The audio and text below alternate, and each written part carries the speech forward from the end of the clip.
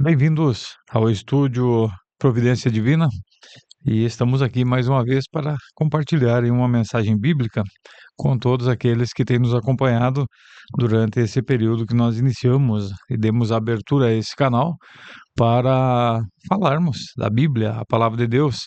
Para aqueles que conhecem a Bíblia com mais profundidade, têm um privilégio, mas muitos daqueles que nos acompanham ah, tem um conhecimento que não é aprofundado, então é bom a gente poder compartilhar alguma coisa com cada um de vocês. E durante esse período que nós estaremos aqui, queremos que essa palavra edifique a sua vida. E já desde o início, pedimos que você compartilhe aí com os seus amigos, com os seus parentes, para que nós possamos levar a palavra de Deus o mais longe possível. E temos visto aí comentários, vários comentários aí acerca das mensagens que estamos produzindo aqui dentro do estúdio e esperamos que possamos ajudar aí na vida espiritual de todo aquele que ama a palavra de Deus. A palavra de Deus, ela é universal, é a todos, independente de religião. Então a gente luta para nunca falar em religião, mas falar da Bíblia, porque é a Bíblia que vai fazer com que nós possamos andar na face da terra com esperança, né, na providência de Deus. E o nosso tema hoje é exatamente esse: ainda há uma esperança.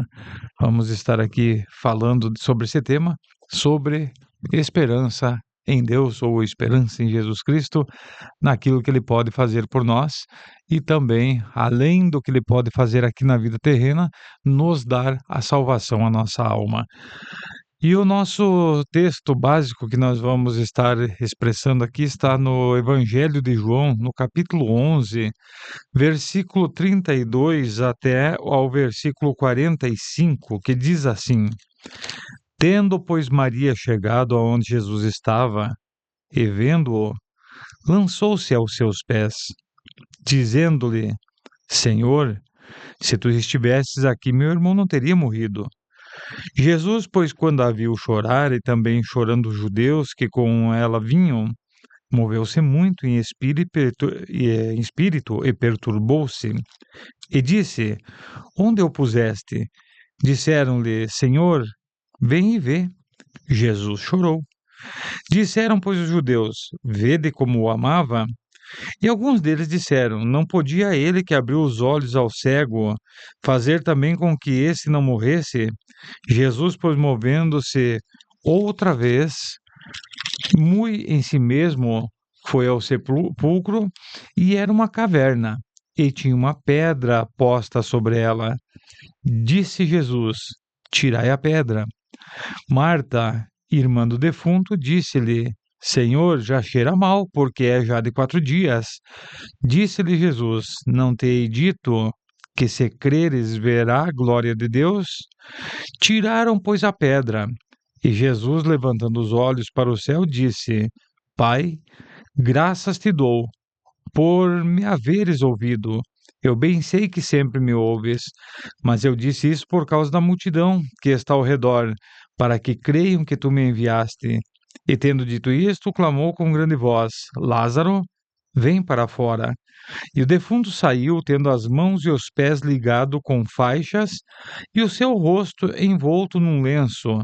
Disse-lhe Jesus: Desligai-o e deixai-o ir. Muitos, pois, dentre os judeus que tinham vindo a Maria e que tinham visto o que Jesus fizeram, creram nele. Essa mensagem, essa passagem bíblica, é uma mensagem que eu costumo meditar. Passa 10 dias e eu estou meditando nela outra vez. Passa mais 10 dias, eu medito. Tanto a mensagem do Evangelho de João, aqui no capítulo 11, quanto no livro de Gênesis, tem algumas mensagens que eu amo. E eu gosto de retornar, ler outra vez, meditar a forma de Jesus agir. E como o nosso tema é ainda há uma esperança, por que ainda? Eu coloquei já premeditado essa palavra ainda. Eram 3 irmãos, 2 mulheres e um homem. o Lázaro, a Marta e a Maria. Jesus fez uma amizade com eles. Agora eu fico imaginando um mestre do ensino, um mestre do poder. Jesus, ele era tudo para aqueles que viam ele e conseguiam chegar perto dele. Mas Jesus se transformou em amigo dessa família. Para eles, era um grande privilégio. Um privilégio, assim, de ter o homem que fazia grandes milagres dentro da sua casa. Para eles, era um privilégio ouvir os ensinos de Jesus. Ensinos que ele falava mansamente, fazia com que cativasse o coração daqueles três irmãos. Ensinos que vinham com uma unção tão forte e fazia eles meditarem em todas as coisas da vida. Eles moravam em Betânia, 3 quilômetros longe de Jerusalém. E Jesus, assim que podia, saía lá de Jerusalém, onde estava ensinando, ia a Betânia e se hospedava na casa deles. Eu acredito que quando estou pregando aqui ainda há uma esperança, eu acredito que Jesus demorava algum tempo e eles tinham aquela esperança. Tomara que ele não demore para vir até a nossa casa. Tomara que a presença dele esteja logo aqui dentro da nossa casa. Eles se preparavam para receber Jesus. E aquela esperança, que hora vai chegar Jesus? Qual é o dia que ele vai retornar? Quando ele vai vir nos visitar outra vez? Todos os três tinham a esperança de ver Jesus chegando, com aqueles discípulos atrás dele e uma multidão, porque sempre havia uma multidão junto com Jesus, esperando um milagre. Porque assim como esses três irmãos tinham uma esperança de rever Jesus, de vê-lo entrando na sua casa, tinha uma multidão também com uma esperança de receber uma bênção das mãos de Jesus, um milagre, uma libertação. Essa esperança que ainda ferve no coração de todos os que estão na face da terra no dia de hoje, quando estão passando por dificuldades, e aquela esperança de que Jesus está entrando com a providência. Aquela esperança de tirar aquela dor que está na coluna, aquela esperança de que Jesus vai entrar na casa e vai curar aquela enfermidade, aquela esperança de Jesus que vai chegar e vai abrir uma porta de sustento. Ainda nos dias de hoje, todos estão com semelhança a Lázaro, a Marta e a Maria. Todos eles ali com aquela esperança. Jesus está vindo aí. Jesus vai entrar na minha casa. Eu acredito que nós também estamos todos os dias pensando assim, não, Jesus entra na minha casa e faz uma morada aqui. Jesus entra na minha casa e não deixa nenhum mal acontecer, protege a minha casa. Mas eles eram amigos tão chegados. Mas havia algo que eu percebo nesse texto de João capítulo 11. Onde estão os pais desses três irmãos? Fala nada. A Bíblia não menciona se os pais haviam morrido. Mas se, e eu vou lançar aqui um se para deixar um pouquinho de dúvida na nossa mente, se havia morrido os pais desses três irmãos, eles já haviam passado por maus bocados, sofrido. Mas a presença de Jesus na casa deles fortaleceu eles, se os pais já haviam morrido. Porque a presença de Jesus fortalece quando perdemos um ente querido. A presença de Jesus nos traz uma força sobrenatural para vencer esse tipo de revés da vida. Agora eu vou um pouquinho mais adiante, um passo um pouquinho mais adiante. Se eles já houvessem partido daqui os pais de Lázaro, Marta e Maria, mas eles têm Jesus. Jesus que visita a casa deles, Jesus que entra na casa deles, Jesus que almoça com eles, toma café com eles, janta com eles, eles têm Jesus. Porém, havia uma regra, uma lei em Israel, que precisava em cada família nascer um filho homem, que eles davam o nome de primogênito, porque as leis não incluíam as mulheres. Porque quando morresse o pai de família, o filho primogênito assumia como chefe do lar. Se morresse o primogênito, aquilo que eles tivessem de patrimônio iria parar nas mãos do governo e ficaria desamparado as mulheres. Aí eu fico pensando, pelo que dá a entender, o pai de Marta e Maria e mãe já haviam falecido. Traz um entendimento pela a gente lendo a Bíblia, traz esse entendimento. Mas elas tinham o primogênito Lázaro, o irmão delas, que iam proteger elas. Mas às vezes tem umas provas na vida que a gente não consegue entender. Parece que tudo que há de mal resolve acontecer e a gente não sabe o porquê essas coisas ruins vêm uma atrás da outra. Quem de vocês que está me ouvindo, que já não passou por tempos difíceis, que quando pensava assim, não, mas a vitória está logo ali, e vinha outro problema, outra provação logo atrás.